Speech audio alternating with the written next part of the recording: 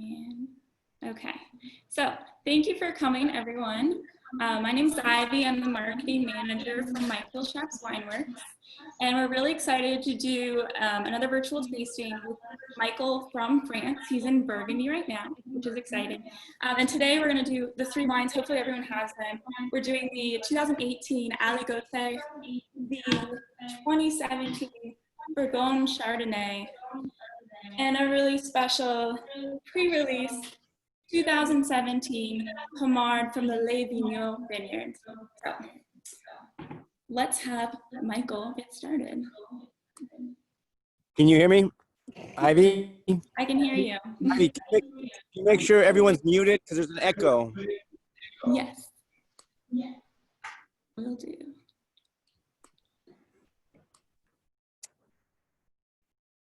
Oh, good. All right. Famous. What happened to the gallery view? We're on spotlight view. Oh, So we I want to see everybody though. There we go. All right. Hi, everybody. Welcome to Pommard. I made it. I'm here. I know if some of you joined some of the previous Zoom tastings we've done or Facebook Live tastings, and the goal was to do a live tasting from Burgundy, and took a while, but I was able to get into France, even though I'm not supposed to be here, I think. But thanks to Hannah, Hi, everybody. I was able to get in. Hannah, my daughter Hannah, who has a French passport, dual citizen. Yeah. And I got to the check-in at Dulles, and they said my reservation was blocked. I couldn't check in, which I have a feeling that might happen. So I pulled out all my papers, all kinds of documents I was trying to show them, but the only thing they would consider was a copy of her passport. And they called somebody, I don't know who, and I had to wait on at the check-in for about 5 minutes till they called back and unlocked my reservation. So they didn't care about anything else except for that my daughter is a French citizen. So. And she sells cheese, so it's and so that was easy. But then when I got into Paris, they also I had to go through customs there, and that wasn't easy. They asked a lot of questions, what I was doing and where I was going. And after a few minutes, I took out a letter. I had a testimonial from my accountant saying my presence in France was necessary for the three businesses that we have here. And I said, go ahead. So here I am. So I'm not ever coming back, just so you know. I'm here for good. We're keeping him. Here, there's life here is pretty much almost like pre-COVID. You know, people are wearing masks, but restaurants are packed, cafes are full, people are out everywhere. The market, the farmers market's full of people, so it's quite a difference. So, and the weather here is phenomenal. Just so you know, I don't want to make you all jealous, but mid 80s during the day, mid to upper 80s, and actually yesterday morning it was 59. Went out for a run, but best part is the humidity is about 48% humidity. So and here it is, basically a little after 8 o'clock at night, and we got a cloud cover that just came in, but normally there's full sun. And maybe Hannah will do a quick little slow, not too fast. Yeah. A little higher, as you can see. So we're looking west there. The sun's behind the clouds, going west. But this is all, as we come down here, Pommard, and the village is back. We'll see the village over there if you haven't seen it already. There's the village of Pommard in the distance. And on the other side, that over there is Meursault, about 2 to 3 miles down the road. You first get Chardonnay, and then Meursault. We also have our other Pommard vineyard. You can start over on the other side. That top of that hill there is the other site, one of our other sites. But that's our other Pommard site called Bourgogne. This is Les Vignots. And then down in the plain, if you can see down there, where the car way off in the distance, that's where Le Chazot is, the Chardonnay that we're going to drink. That comes from down in the plain on the other side. You can see maybe the chateau down there on the other side. That's where the Chardonnay, and that's also where our Bourgogne Rouge comes from. The Chazot also does Pinot Noir and Chardonnay. But this hillside here, right where we are, is called Les Vignots. And just on the other side there, we start getting some really reputable Premier Cru vineyards. This is just AOC Pommard, and then there's a couple of Premier Crus right over there.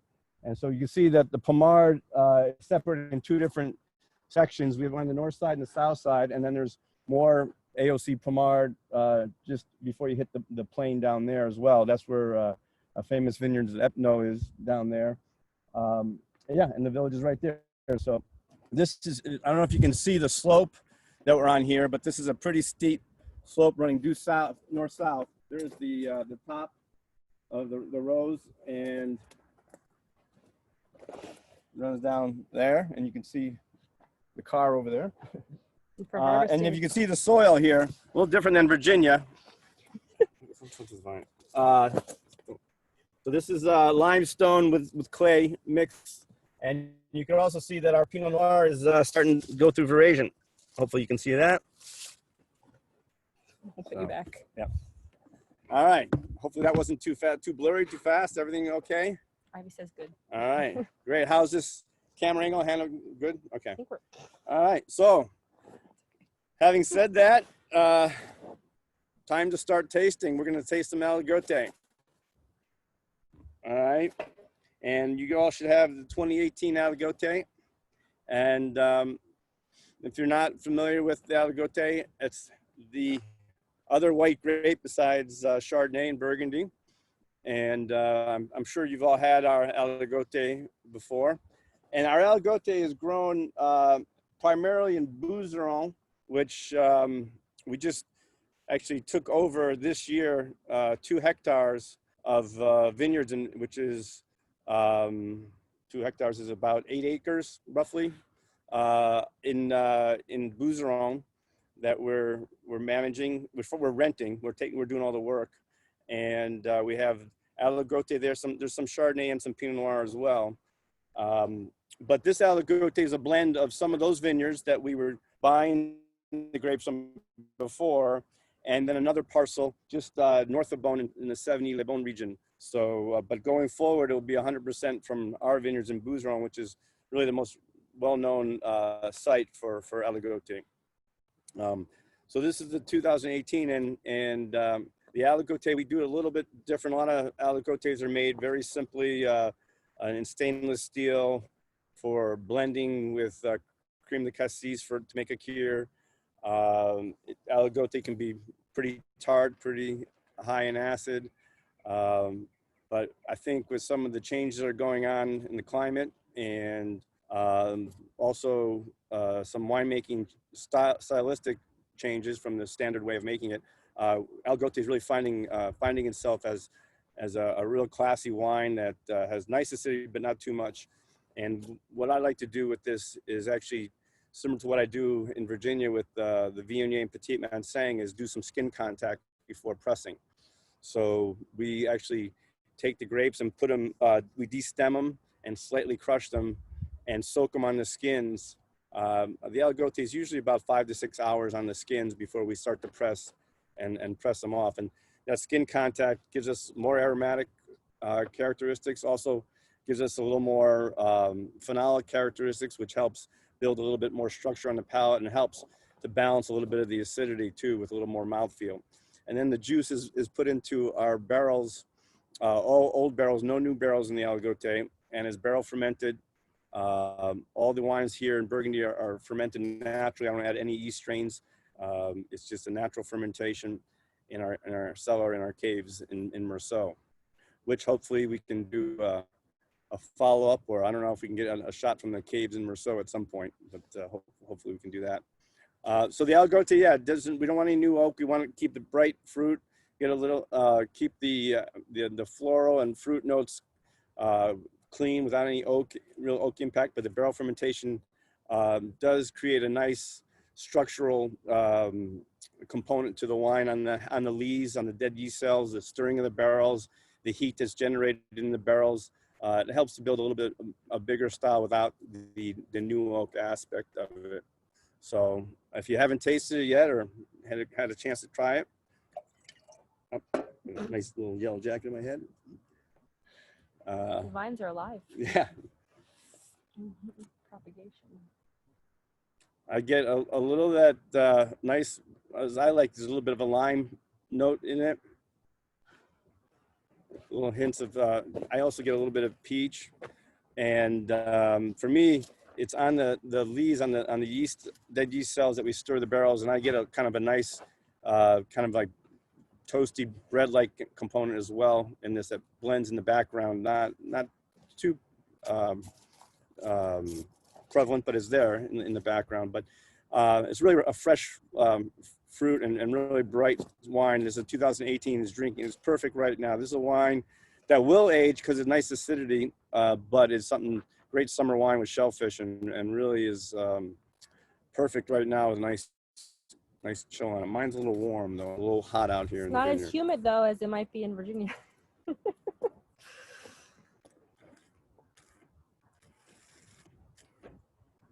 Any, should we open up to any questions, Ivy? Yeah.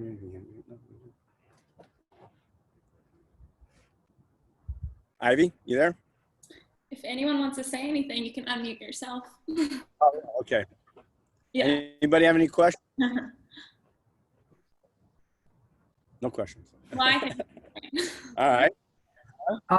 What is it? What does this pair well with? I didn't hear that. What does this pair well with? Food-wise, yeah. Okay. Shellfish, seafood really is best. Anything with a lot of lemon, garlic, maybe you can handle some spices too, but any kind of broiled fish or shellfish would be great. Really, you know, I think the citrus notes in this would pair nicely with, you know, obviously when you a lot of seafood with citrus as well. Yeah, I think something, you know, even just good old oysters on the half shell would be great with this as well. Again, it doesn't have any new oak, so it's a little bit lighter weight. Great summertime wine and definitely lighter fare. Appetizer. Thank you. As well. Actually, we should get a cheese recommendation from Hannah, since she's our cheesemonger in here. Oh yeah, I think it would go with any kind of brie or soft cheese that has a lot of milk fat because of the acidity. It'll kind of cut the creaminess. So anything that's kind of not too funky, but definitely creamy and rich in flavor. I think it would be a nice pairing, and maybe like a fresh goat cheese as well. The tanginess and the acidity will play together quite nicely. There you go. We can take cheese questions too while we're here. Yes, totally. So, all right. Any other questions on the Aligoté? I can't. There's a delay here, so. We're in the nature, so. All right. Well, let's move on to the Bourgogne Blanc. Another glass. Sure.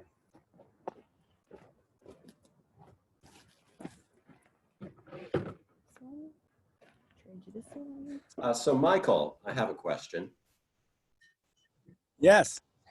So if we were to, typically we don't like putting up white wines very long, but what would be the longest we could put this one up? Well, actually, I've been learning myself on how this style can age, and I think it can age a real long time.